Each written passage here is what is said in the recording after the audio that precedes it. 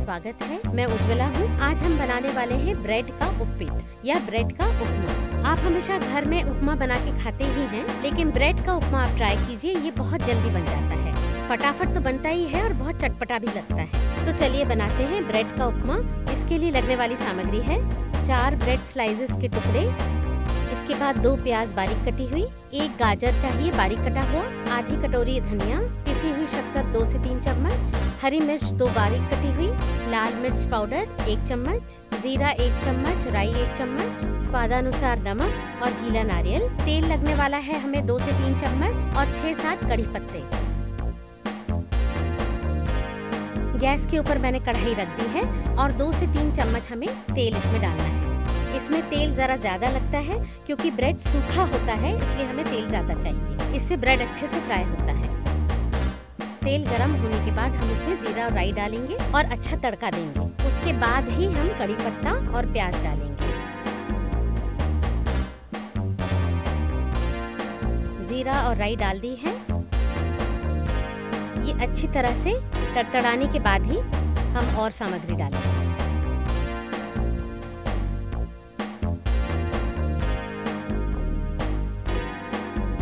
जीरा और राई अच्छी तरह से पक जाने के बाद हम मिर्ची और कड़ी पत्ता डाल देंगे।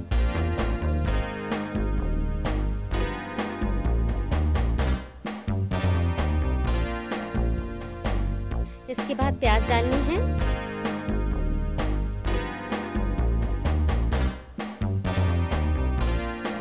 प्याज के साथ ही हम गाजर के टुकड़े भी डाल देंगे। स्वादानुसार नमक, पिसी हुई शक्कर 1 चम्मच, इसके बाद लाल मिर्च पाउडर। हमने लाल मिर्च डाली है, आप चाहें तो हल्दी भी डाल सकते हैं,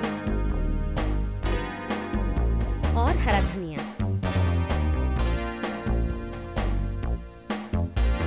अब ये सारा मसाला हमें अच्छी तरह से फ्राई कर लेना है। प्याज के साथ ही हमने गाजर डाल दी है जिससे ये अच्छी तरह से पक जाए।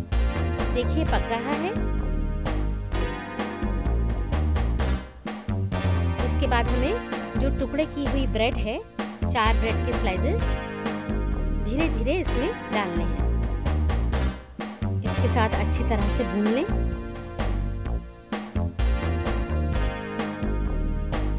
तेल की मात्रा अगर ठीक हो तो ब्रेड के टुकड़े अच्छी तरह से भूने जाते हैं, नहीं तो ये सूखे रह जाते हैं और सफेद सफेद दिखते हैं। इसीलिए जितनी आवश्यकता हो उतना तेल जरूर डालिए। अब ये ब्रेड अच्छी तरह से फ्राई हो गया है, तो लीजिए तैयार है हमारा ब्रेड का उपमा। सर्व करते वक्त आप हरा धनिया और गीला नारियल जरूर डालें।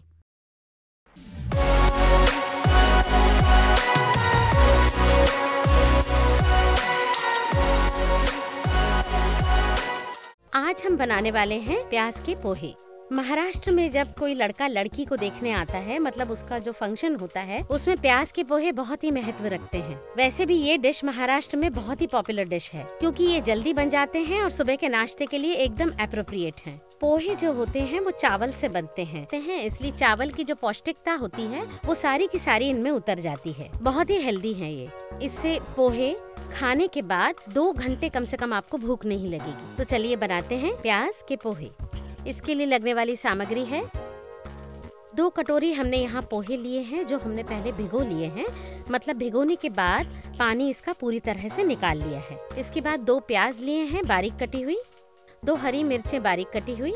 इसके बाद हमें गीला नारियल लेना है आधी कटोरी, हरा धनिया आधी कटोरी, 5-6 कड़ी पत्ते लिए हैं, छौंक के लिए जीरा और राई लिया है, स्वादानुसार नमक लिया है और उसके बाद थोड़ी सी शक्कर ली है, हल्दी ली है आधे से चौथाई चम्मच। इसके बाद पोहे बनने के बाद उस पर थोड़ा सा नींबू रस डालते हैं, उसके लिए नींबू लिया है। बनाने के लिए थोड़ा सा तेल लगेगा, उसके बाद तली हुई थोड़ी सी मूंगफलियाँ। तो चलिए बनाते हैं हम प्याज के पोहे। महाराष्ट्र में इसे कांदा पोहे भी कहते हैं। महाराष्ट्र में इसे सब लोग बहुत पसंद करते हैं। हर जगह इसे बहुत ही चाव से खाया जाता है, घर घर में इसे बनाया जाता है। तो चलिए बनाते हैं कांदा पोहे। उसके लिए मैं थोड़ा सा तेल लेने वाली हूँ, प्याज भूनने के लिए और छौंक बनाने के लिए थोड़ा सा ही तेल लूंगी, जिसमें प्याज अच्छी तरह से भून जाए और इसका छौंक अच्छे से बन जाए। बहुत ज्यादा तेल डालने की इसमें आवश्यकता नहीं होती है।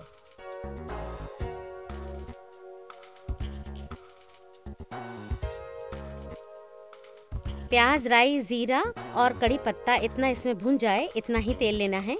अगर आप 2 प्याज लें तो 4 चम्मच तेल में भी ये हो सकता है।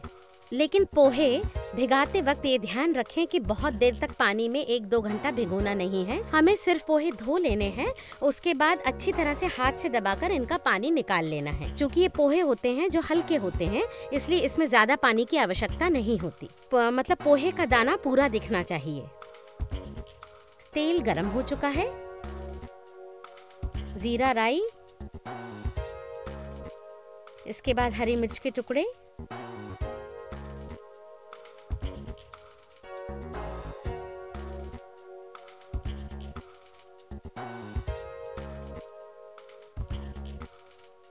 मिर्च अच्छी तरह से भुनने के बाद इसमें हम प्याज डालेंगे।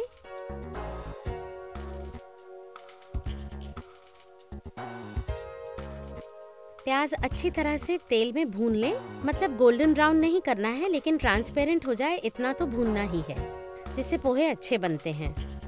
अब इसके साथ ही हम इसमें हल्दी डालेंगे, आधी चम्मच, स्वादानुसार नमक,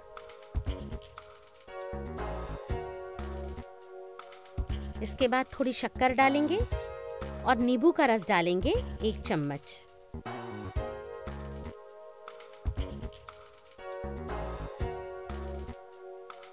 अब मैं थोड़ा कड़ी पत्ता डाल रही हूँ।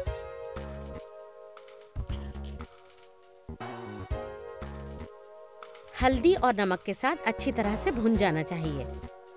इसमें नींबू का रस, शक्कर और नमक भी डाला है। इससे क्या होगा कि तीखा और मीठा दोनों ही स्वाद आएंगे। इसके बाद मैंने मूंगफलियां डाली हैं, जो मैंने पहले भून के तल ली हैं। आप ऐसे भी डाल सकते हैं। अगर आपने इसे भून के तल लिया है तो ये क्रिस्पी लगते हैं। तो मूंगफली डाल दी है। प्याज हमने बहुत ब्राउन नहीं किया है, बस ट्रांसपेरेंट कर लिया है। अब थोड़े थोड़े इसमें पोहे डालेंगे।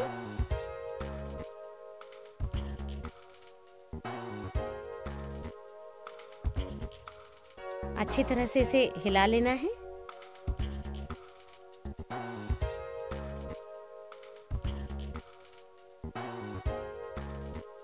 और थोड़े से पोहे मैं ऐड कर रही हूँ। बहुत ही इजी रेसिपी है। जब भी आप इसे परोसेंगे तो खाने वाला बहुत ही चाव से इसे खाएगा। चाय या कॉफी के साथ ये पोहे बहुत ही अच्छा कॉम्बिनेशन बनाते हैं। एकदम स्वादिष्ट लगते हैं ये। थोड़ा सा हरा धनिया डालें इसमें और गीला नारियल।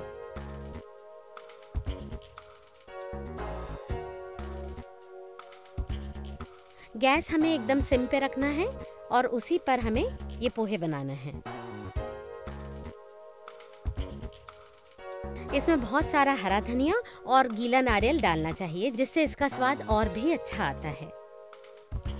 तो लीजिए, तैयार है हमारे कांदा पोहे।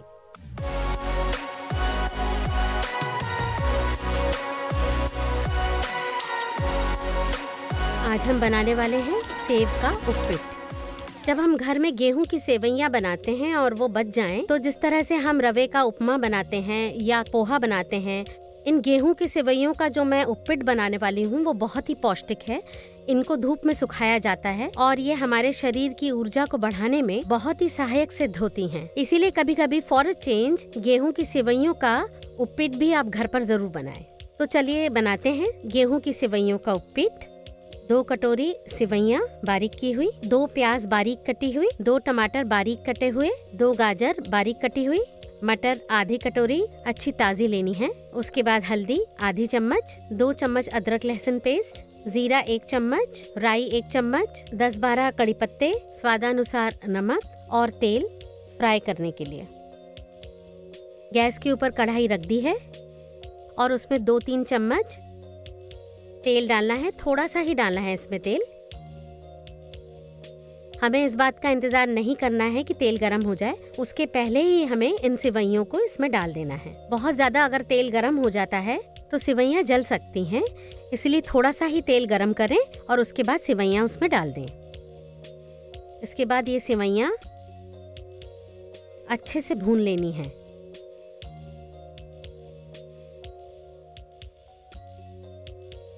ये सेवइयां जल्दी जल जाती हैं, इसलिए थोड़ा ध्यान रखें भूनते वक्त। इसे सिम पर रखना है और गोल्डन ब्राउन कर लेना है। अच्छे से फ्राई करें। ये गोल्डन ब्राउन हो चुकी हैं। उसके बाद एक प्लेट में ये सेवइयां हम निकाल लेंगे।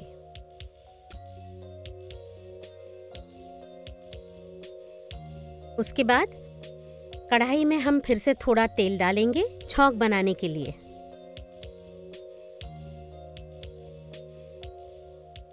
तेल गरम होने के बाद हमें जीरा, राई और कड़ी पत्ता डालना है। मैं जीरा डाल रही हूँ, राई, कड़ी पत्ता और हरी मिर्चें डालनी हैं, 1 से 2 मिर्चें।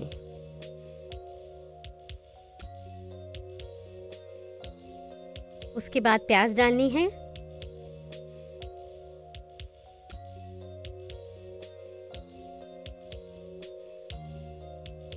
प्याज गोल्डन ब्राउन हो जाए तब तक भूनना है। उसके बाद टमाटर, गाजर और मटर डालने हैं। अदरक लहसुन पेस्ट, नमक डालना है स्वादानुसार और हल्दी।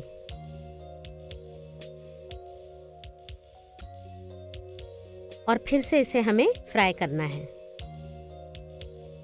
थोड़ा सा पानी डालें। अगर हमने 1 कटोरी सेवइयां ली हैं तो 1.5 कटोरी पानी कम से कम लगेगा। पानी डाल दिया है। इसको उबालने की वजह से गाजर और मटर इसमें ही पक जाते हैं। एक उबाल आने के बाद ही हमें ये सेवइयां इसमें डाल देनी हैं।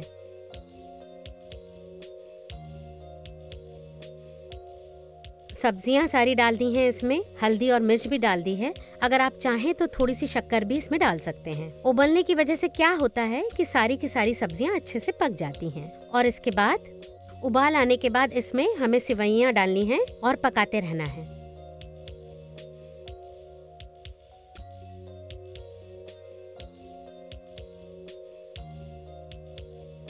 अच्छे से उबाल आ चुका है पानी में। अब हम इसमें भुनी हुई सेवइयां डालेंगे। छौंक में अगर आप थोड़ा सा कम तेल डालें तो भी चलेगा, क्योंकि सेवइयां हमने तेल में ही भुनी हुई हैं। सभी सेवइयां आप मसाले में डाल दीजिए और पकने दीजिए। अब धीरे धीरे ये सेवइयां पकने लगी हैं और हम इसका उपीट बना रहे हैं, तो इसका लुक भी उसी की तरह आना शुरू हो गया है।